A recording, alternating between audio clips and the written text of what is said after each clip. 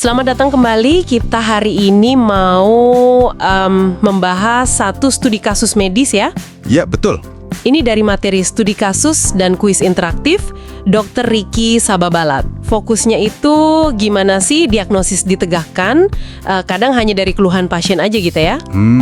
Nah, misi kita bareng Anda kali ini ya membedah kasus nyeri kepala inilah buat lihat proses diagnosisnya gimana. Oke, menarik ini. Oke, langsung aja ya kita masuk ke kasusnya.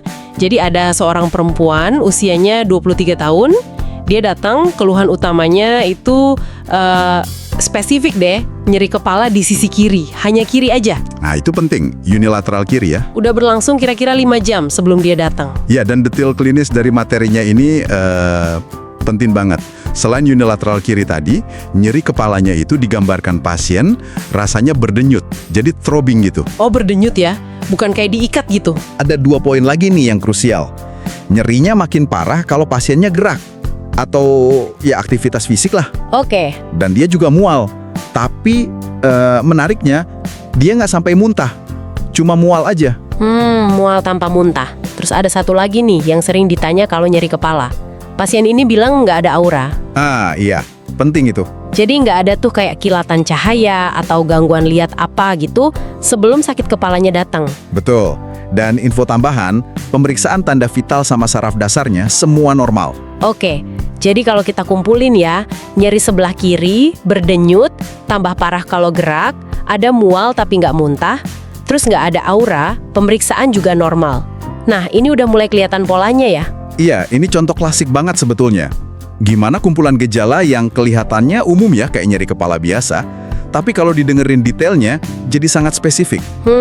Nah, si gejalanya itu, nyeri kepala yang unilateral, terus berdenyut, itu udah sangat sugestif sebetulnya. Oke. Ditambah lagi, diperberat aktivitas fisik, ada mualnya juga, makin kuat arahnya ke satu diagnosis. Dan tadi itu, faktor tanpa aura itu jadi pembeda kunci. Iya sih, kadang kan orang kalau dengar sakit kepala sebelah mikirnya bisa macam-macam ya. Tapi ini kombinasinya spesifik. Unilateral, denyut, tambah parah kalau gerak, muan, dan jelas-jelas nggak ada aura. Apa sih yang bikin pola ini khas banget gitu? Nah, pola ini itu sangat-sangat khas untuk diagnosis yang namanya common migraine. Atau kalau istilah medisnya, migrain tanpa aura. Oke, migrain tanpa aura. Kenapa? Ya karena gejalanya pasien ini cocok banget sama kriteria diagnosis internasional buat kondisi ini.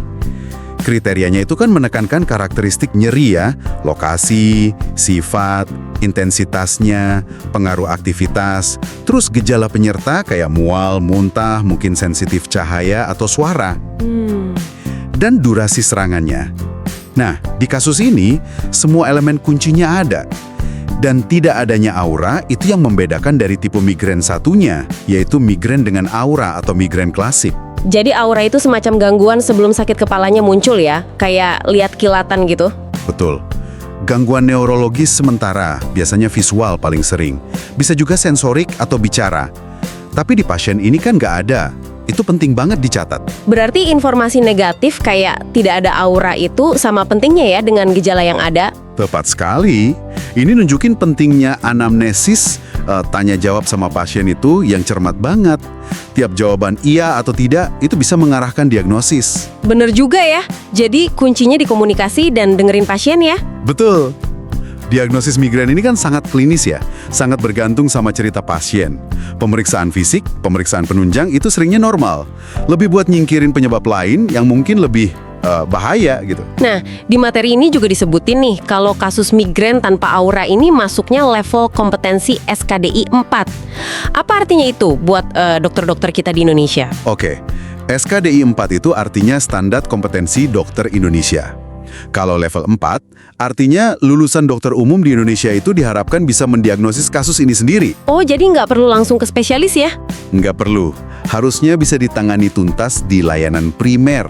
Ini kompetensi dasar lah. Jadi bisa nenalin pola gejala migrain tanpa aura ini ya ibaratnya bread and butter praktek sehari-hari. Wah, penting banget berarti ya? Ya, kalau sampai gagal ngenalin pola ini, ya bisa salah diagnosis, salah penanganan. Kasihan pasiennya kan, nyerinya nggak hilang-hilang. Oke. Jadi kalau kita simpulkan nih ya dari kasus ini pelajaran utamanya apa? Diagnosis migrain tanpa aura itu ternyata bisa ditegakkan cukup dari pengenalan pola gejala klinis yang khas. Ya, Yaitu nyeri kepala dengan ciri-ciri tadi, sebelah, berdenyut, diperberat aktivitas, ada mual, tapi yang penting tanpa didahului aura. Ini nunjukin kuatnya observasi klinis sama anamnesis yang dalam ya. persis. Dan ini mungkin bisa jadi bahan renungan buat Anda di rumah. Kasus ini kan ngingetin kita lagi soal dasar-dasar diagnosis klinis.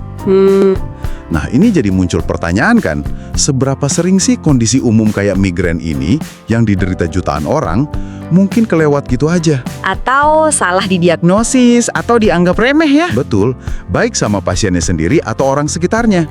Cuma gara-gara gejalanya kayak biasa aja, cuma sakit kepala. Coba Anda refleksikan deh, gimana pengalaman Anda sendiri atau mungkin orang terdekat Anda pas ngalamin atau nyeritain keluhan sakit kepala yang polanya mungkin mirip-mirip begini.